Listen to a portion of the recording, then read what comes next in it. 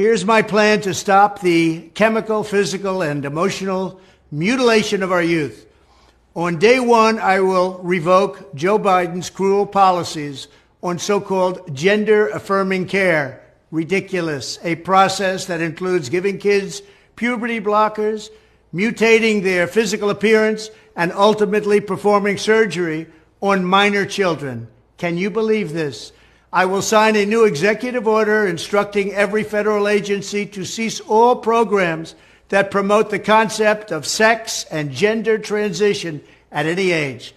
I will then ask Congress to permanently stop federal taxpayer dollars from being used to promote or pay for these procedures and pass a law prohibiting child sexual mutilation in all 50 states. It'll go very quickly.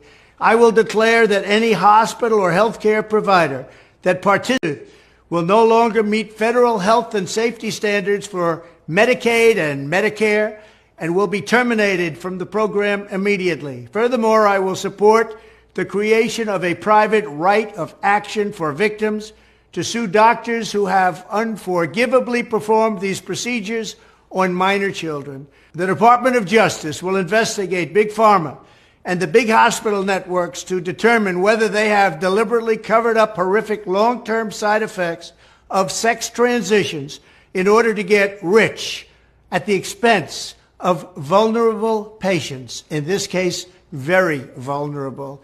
We will also investigate whether Big Pharma or others have illegally marketed hormones and puberty blockers which are in no way licensed or approved for this use.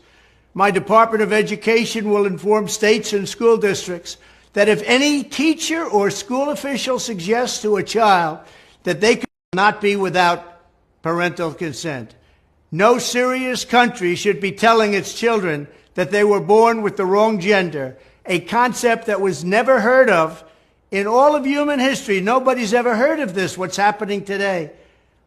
It was all when the radical left invented it just a few years ago. Under my leadership, this madness will end. Thank you very much.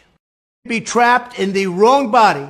They will be faced with severe consequences, including potential civil rights violations for sex discrimination and the elimination of federal funding. As part of our new credentialing body for teachers, we will promote positive education about the nuclear family, the roles of mothers and fathers, and celebrating rather than erasing the things that make men and women different and unique. I will ask Congress to pass a bill establishing that the only genders recognized by the United States government are male and female, and they are assigned at birth.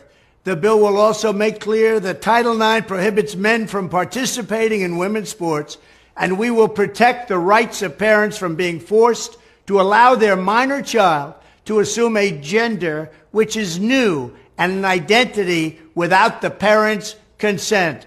The identity will not be new, and it will